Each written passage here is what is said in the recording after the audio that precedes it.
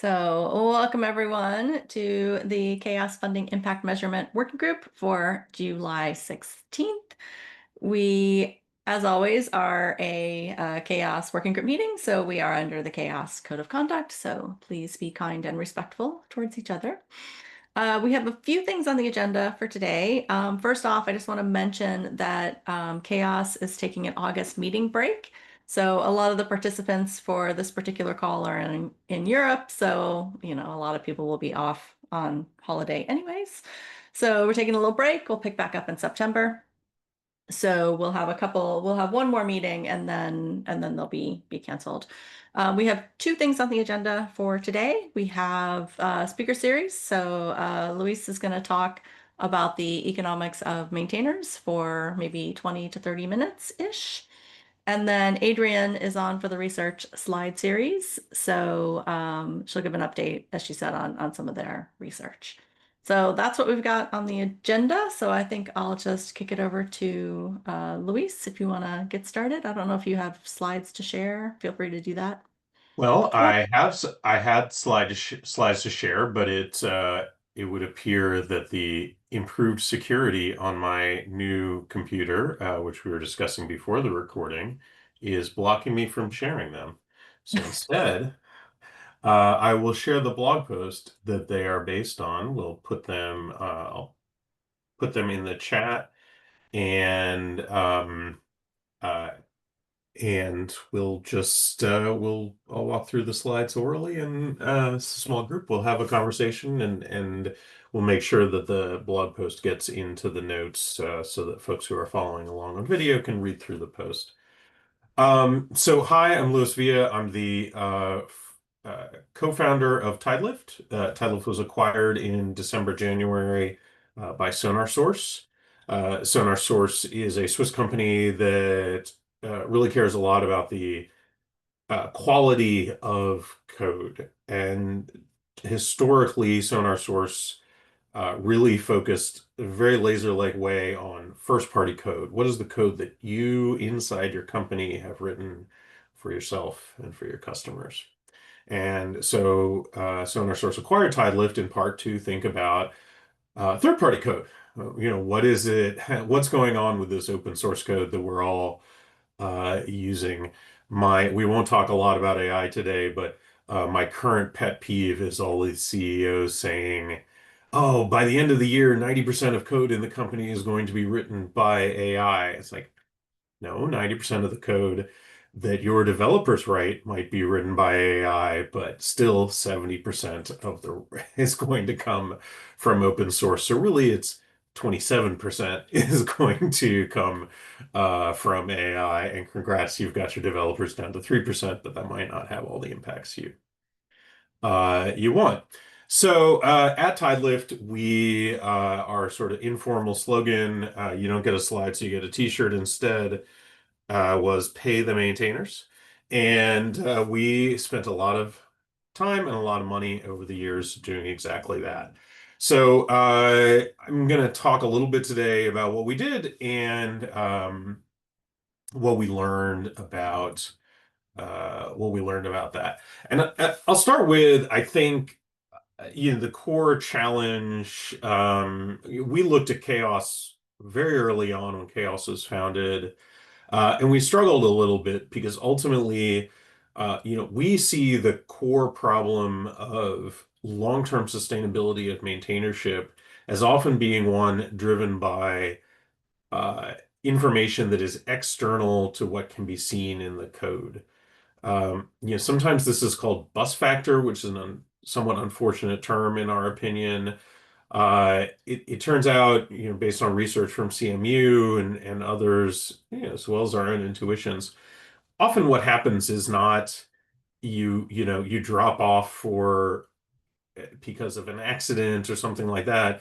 You drop off for changes at work, right? At the end of the day, much open source these days is somehow tied to your work, either because it's directly funded by your work or because your work situation allows you to do open source, right? It might just be, you know what, I have a really 9 to 5 kind of thing, so I'm really happy from 6 to 7 doing doing open source, or my boss, my work is in Java, so my boss is happy for me to do some Java open source work.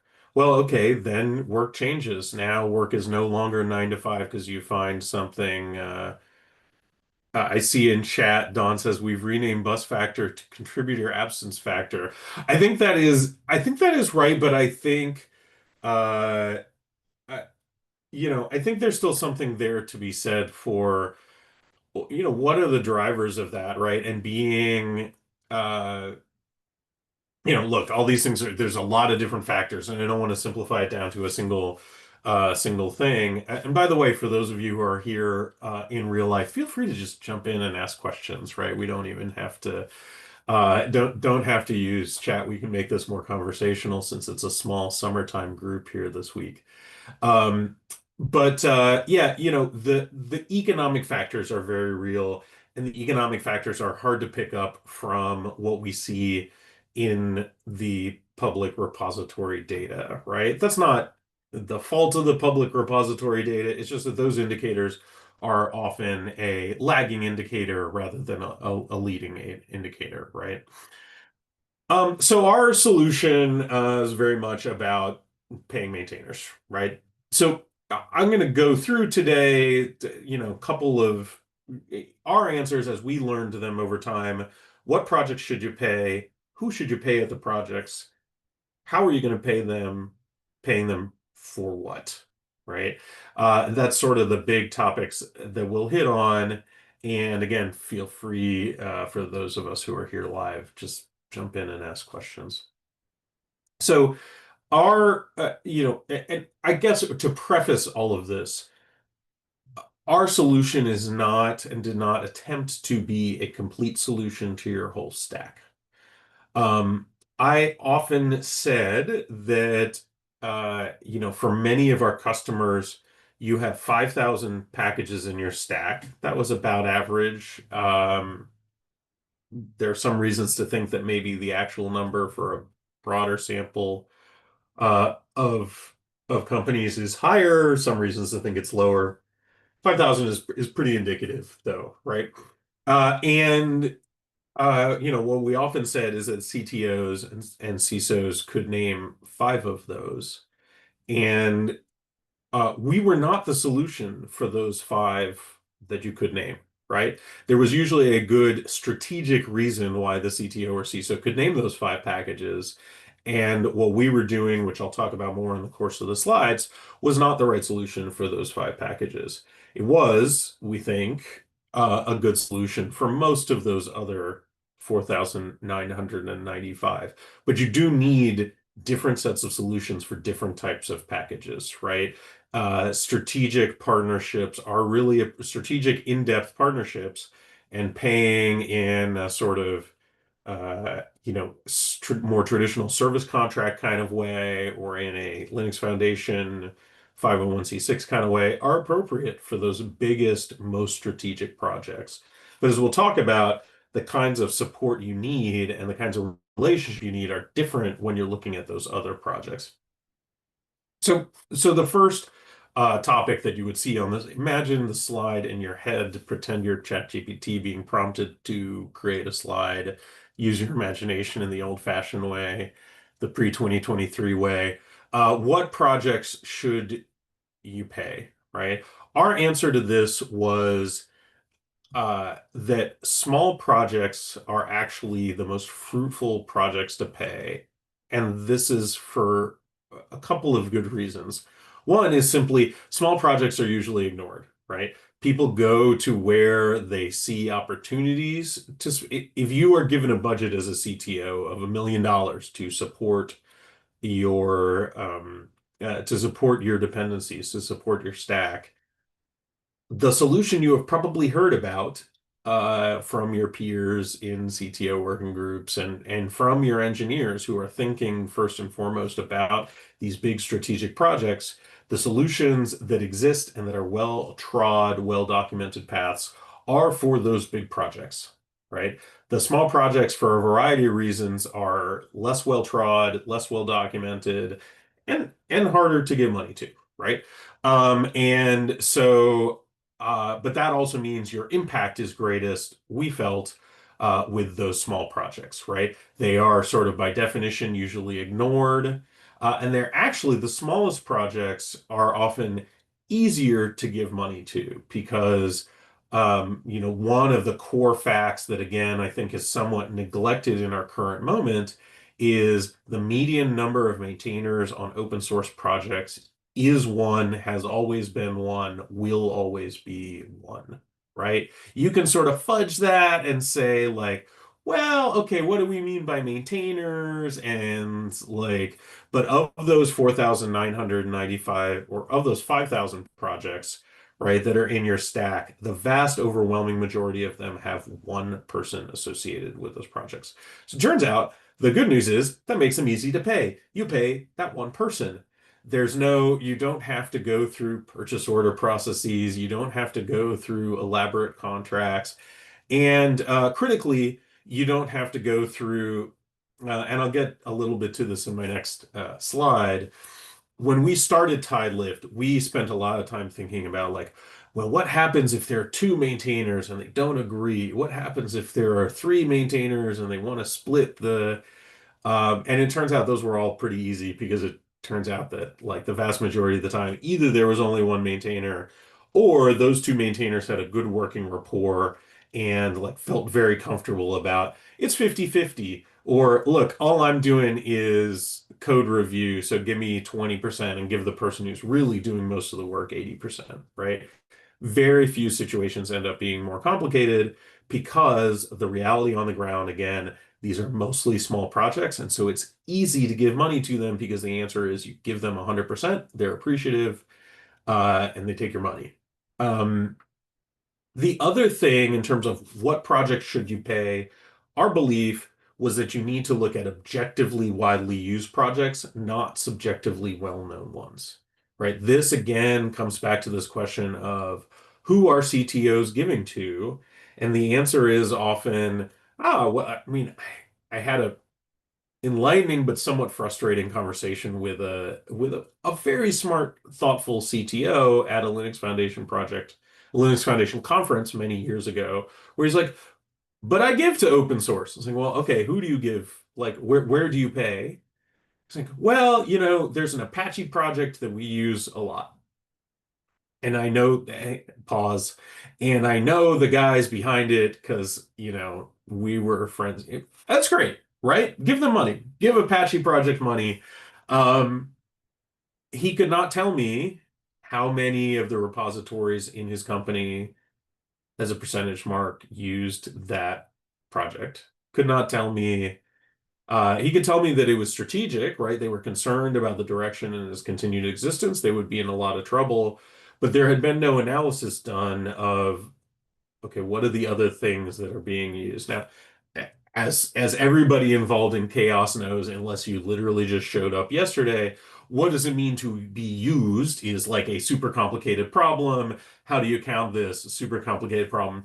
But I'm here to say that no matter how naive your approach is, it is better than uh, like, did it happen to float across the CTO's desk, right? It's better for a couple of reasons. Like, one, any objective approach, no matter how flawed, is going to turn up a lot of projects you didn't know you were using, didn't think you were using, right? It's going to inevitably going to miss some things, inevitably going to miss weight. I don't even know that miss weight is quite the right word because um, it is, again, better to have some notion of weighing your usage than to have no notion at all, or to have only a subjective qualitative notion.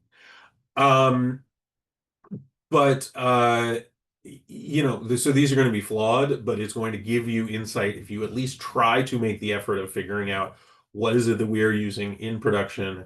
It's going to give you a better idea. It's going to shed light on things that you didn't know you were using, didn't know were high profile. Like, for example, your whole JavaScript stack, right? Very often CTOs are thinking about backend and not really thinking, that's sort of, for various reasons, our culture. As a development culture, front end is often a sort of second class group of folks, and so CTOs often know deeply, like, well, what's our approach to VMs? What's our main backend infrastructure? But they may know very little about what's going on under the hood in JavaScript. And I guarantee that essentially everybody who's listening to this, there's JavaScript in your stack, and you're not thinking about it enough, and you're not thinking about some of those most used pieces. The other benefit of using objective standards rather than subjective standards is objective standards are forward-looking, right? Subjective analysis is often about what broke in the past, and objective measures of what you are using gives you some visibility into what are the things that if they break in the future will hurt me and my stack and my developers, right? That's it's okay to be backward looking, right? That's not necessarily bad. But again, in a huge stack, if you have 5,000 pieces in your stack, the 10 that broke in the last year are not necessarily a guide to the 10 that are going to break in the next year. All right. So that covers sort of what should you pay, the projects that you should pay, are you should be thinking hard about how to pay small projects, and you should think about hard about objectively measuring what you're using to get to the list of projects you should pay. All right, so then who should you pay? You should be paying the This is easy. You should be paying the maintainers. If you're paying somebody who is not the maintainer, you are probably making a mistake. There's a lot of reasons for this. Um, Among other things, the actual maintainers, if you've paid somebody else to do a thing, congratulations, you've just made more work for the actual maintainer. They've got to do code review. They've got to maintain that code going forward. That's like the basic and obvious one, but it's still worth stating because it's not always thought through. The other thing is that it avoids personality clashes, right? There are both like, well, you trust this person, but does the maintainer trust this person? You've introduced a barrier to entry for the things that you need done. And it also, because money is involved, there's a I won't go very much into the like psychosocial dynamics of money here in this talk today, but suffice to say that when you pay money, it's actually mostly good. Like I think the resistance of open source developers to money is vastly overstated. Like in our experience, almost all maintainers were happy to take money, uh, and if their employer let them, which is an important caveat that I will get to a little bit later. Almost all maintainer, but that was not about them being happy or unhappy. That was just I can't, sorry. Um, Almost all maintainers happy to take money, and if you give that money to somebody else because of, oh no, they might not want the money, it's like you could ask me first. I would have been happy to tell you yes or no, taking your money. And if you end up giving it to somebody else, then that makes money more toxic when you're giving it to some third party who's not the maintainer versus giving it to the actual maintainer. That's the other nice thing about trying to give money to the maintainer is that if the maintainer cannot or does not want to take your money, that is an important and strong signal about the long-term health of the project. It can be a strong positive signal, right? They can say, oh, it's because I'm fully employed to work on this and I'm not allowed to take external money for it, right? In which case, great, check. You have found that your project that the project that you are concerned about has a strong infrastructure. As we all know, right, it doesn't guarantee that that strong infrastructure is going to continue from day to day, but like at least in the here and now, it has a strong infrastructure, and it's such a strong infrastructure that it has rules against taking has contractual, often employment contracts will bar this kind of thing. Guess what? That means a person is employed. Great. You have a strong signal. Mark that in your database. Move on. I can't take this money because I'm in an embargoed country. Bad sign. I don't want to get into the politics of, uh, you know, open source from Russia or open source from China. That's an extremely fraught and complicated problem. But if you're trying to pay somebody who resides in Russia, then, that is a sign that you need to investigate more deeply in terms of what's their situation, are they going to be able to work on this project going forward? Right? Like that's just an unfortunate reality. I again do want to reiterate for those watching on the recording, this is not a recommendation to only use American-made open source. It is just a sign that if there are embargoes in place that do impact the primary maintainer, they're going to be in a more perilous situation, even if they themselves are doing the right thing. It's a complicated thing you should know about.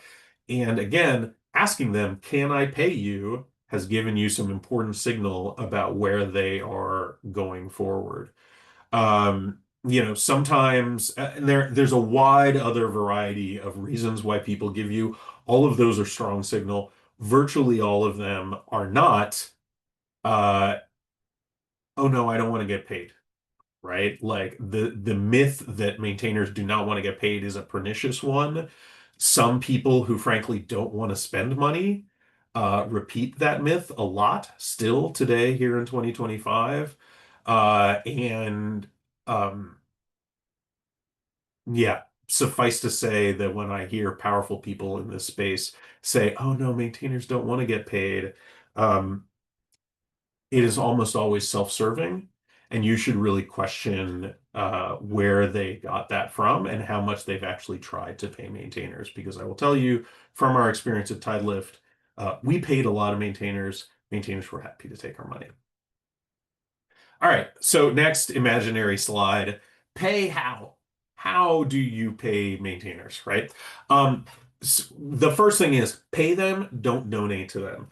Donating, again, not going to go super deep into the psycho social dynamics of money, but donations, people feel weird about donations, right? If you pay them, if you say this is you are a contractor with us, we're contracting with you for specific deliverables, like responding to CVEs or implementing specific standards, various Linux Foundation security standards.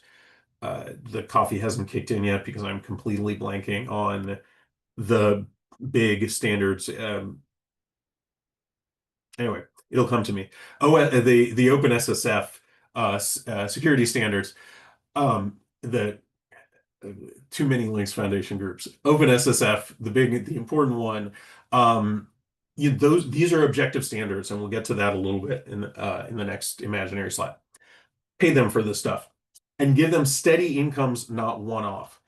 The bottom line here, there's a lot of complicated reasons for this, but the bottom line is maintenance isn't a one-off activity. And that means payment cannot be a one-off activity. If your core goal is long-term maintenance, then you have to have long-term relationships with maintainers. There is no way around that. The only possible exception to that, and again, something I won't get into super deeply, in part because it was something we always had on the roadmap at Tidelift, but we did only sort of experimentally, so I don't have a lot of direct feedback.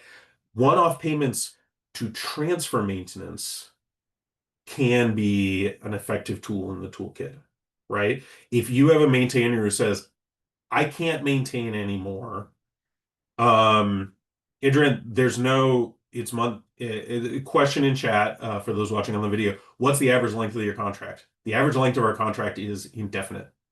Like all of our contracts are, we pay you until you stop maintaining. And that's that or I should important other caveat, or until our customers stop using it. I didn't go into the objective standards that we use. Suffice to say that they are, they have the necessary flaws that I sort of alluded to, right? In terms of where are you looking for this data? One of the things I'm excited about our acquisition at SonarSource is that SonarSource has a much broader customer base, and I'm really looking forward to understanding better from that much broader set of customer data, what are they using? But Adrian, that's the one other, like it's either you stop maintaining or customers stop using your code, right? Which could happen for any number of reasons. We think that actually is a good alignment. Obviously it's a good alignment for the obviously on the if you stop maintaining, you stop getting paid, right? Like that incentivizes people to continue maintaining. But also we think if your code is still used, that is a good incentive keep people like, that's a nice incentive for I'm gonna update it to the latest releases of dependencies in my stack, right? I'm gonna like it's a nice way of without getting too specific, right? Because if we tried to write specific standards for, well, you've always got to keep it within 6 months of the latest bits in your stack or whatever, we just let the usage data take care of that, right? If you fail to update it to the newest parts of your stack, people are going to stop using it, and your revenue is going to go down, right? Serkan, you have your hand Yeah, up? just to clarify how you are distributing the money that you receive, is that in TideLift, it was that you are collecting software bill of materials of the subscribers, right? And then one of the other parameters is the line of code was another parameter. That's correct, right? Yes. Yeah, that is On correct. our We bill, did, yeah. but I mean, our line of code was very sort of, it was more sort of a just we didn't scale linearly with lines of code. We thought about scaling linearly with lines of code, and that introduced like gaming dynamics, and also just Hmm. in many cases wasn't fair in terms of in terms of just because it's a smaller project doesn't mean there are not a lot of maintenance responsibilities, especially with regards to security. Again, that's something that with Sonar Source's improved data, I would love to return to that question, but we haven't done so yet. Okay. I have other questions, by the way, so I don't know how much time we have, but at the end, maybe I'll throw I'm a gonna couple of more I mean questions. I'm coming to a pretty good end here. So maybe pause for a second and I'll just go through sort of the last two slides because especially because one of the next one just came up. Oh, paying the question is what do you pay for, right? Adrian, you asked how long's your contract, and I sort of implicitly answered as long as you're maintaining.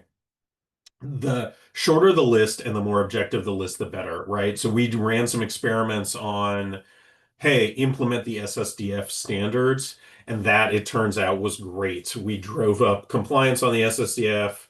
We gave useful feedback to the SSDF about how those standards work or don't work across multiple platforms, which they hadn't entirely gathered on a bunch of platforms.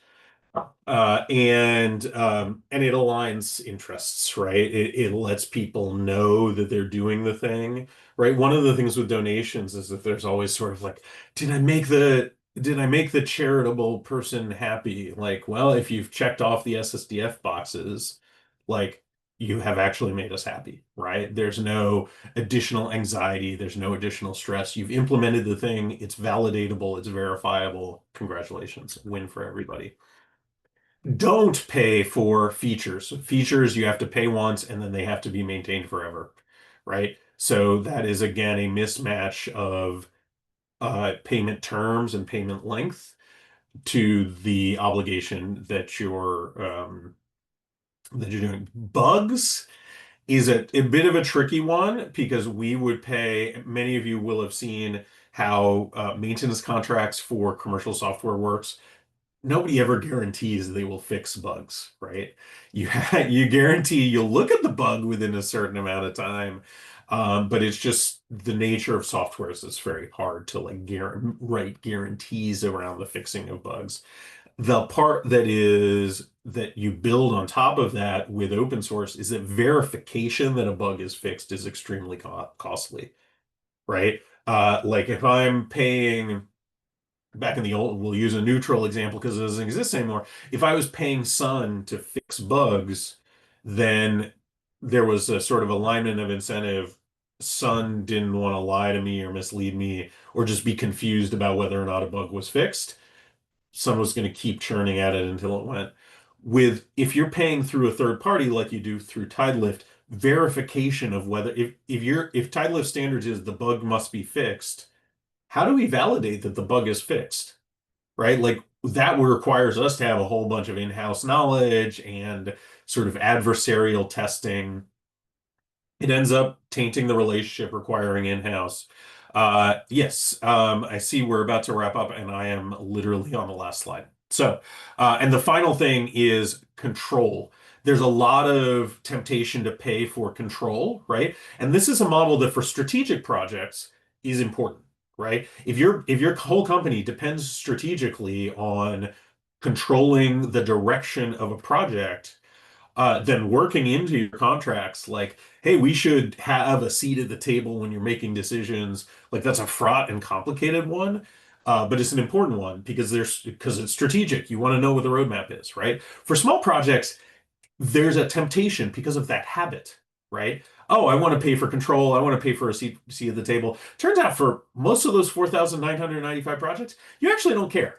The thing you actually want is it to continue to exist, to respond to CVEs, and so don't pursue the fool's errand of, oh, but how do we negotiate control? If they go in a direction you don't want, either use the old version or switch away to a different stack. Like that's your solution for the lack of control, and then you stop paying them because you're no longer using them. If you want control, that's a sign it's a strategic project, and you need a different relationship, and you probably need a different kind of project because if you're negotiating control with a one-person project, you don't have the ultimate control, which is that they can just walk away, right? Like you cannot stop that with a contract. And so you don't have that kind of, you can try to put it in a contract, but you can't have that kind of relationship with a one person. Um, Bottom line, paying maintainers work, but you have to want to do it, right? You have to treat this as a important relationship, and you have to listen to why people don't want to take the money, and you have to listen to how they can give you the money. It's very doable, but you don't make excuses because there are way too many excuses. A lot of them boil down to, but I don't want to spend money. Don't listen to that if somebody tells you that. That's it. I know, Serkan, you had questions. But I want to respect Adrian's time.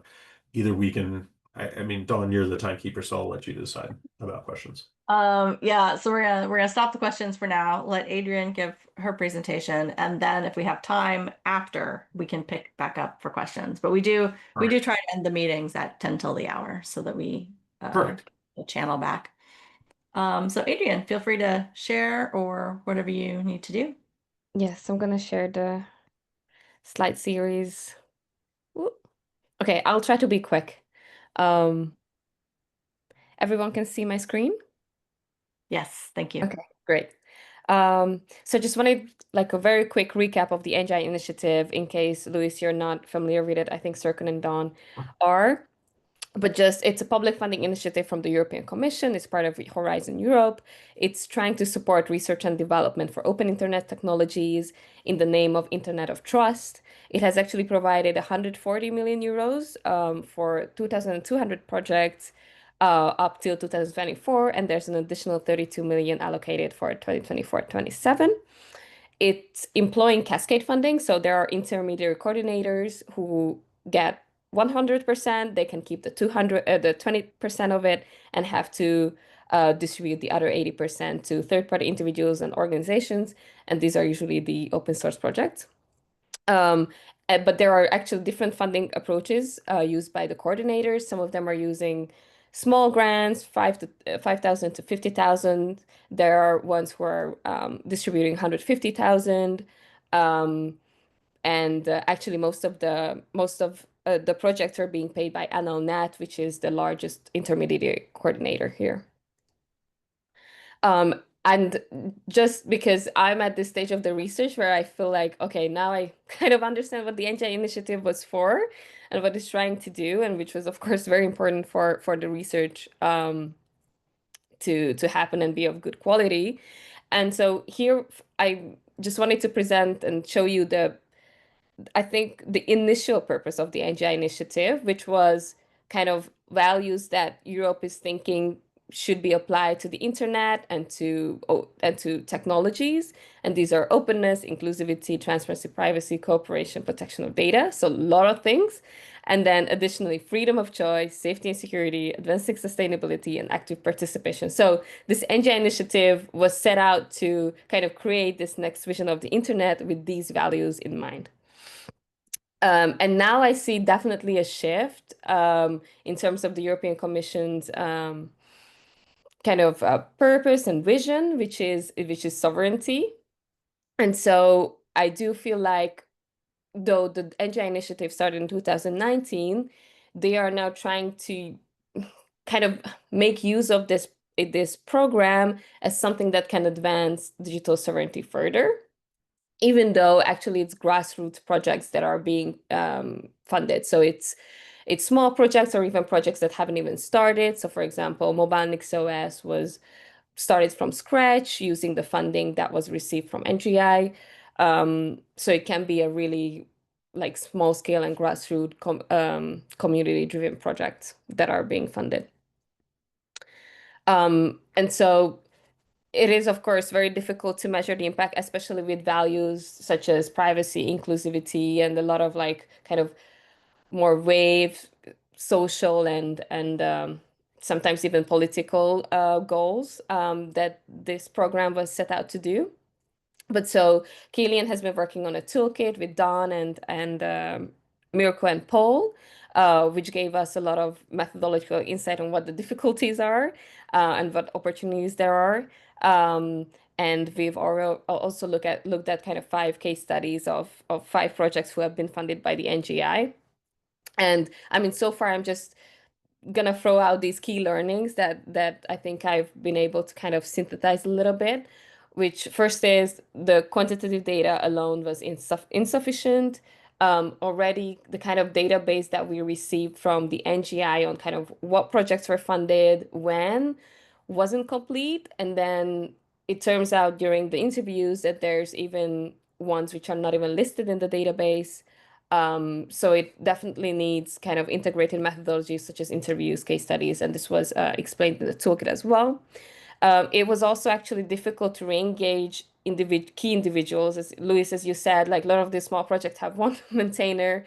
And so when that maintainer moves on to another project, it was just really difficult to ask them, okay, please talk to us about this project that you've done 2 years ago and you were funded for.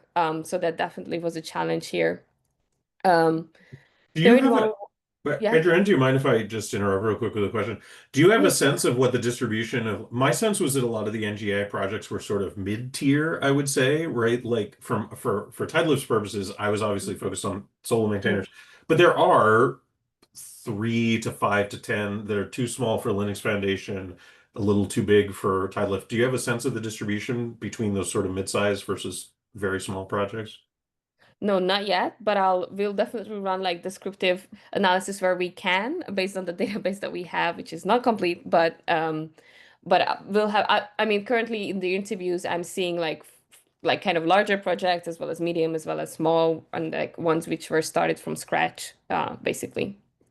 Um Another thing that we found is, this project looking at the funding as not one kind of funding coming from this source, and so I allocate this to this like very separate kind of basket or budget within our internal mechanisms. It's really a pool of funding that they think about, and of course this includes the government grants, the foundation grants, micro donations from individuals, funding from companies that they then think of as, okay, this is our budget for the year.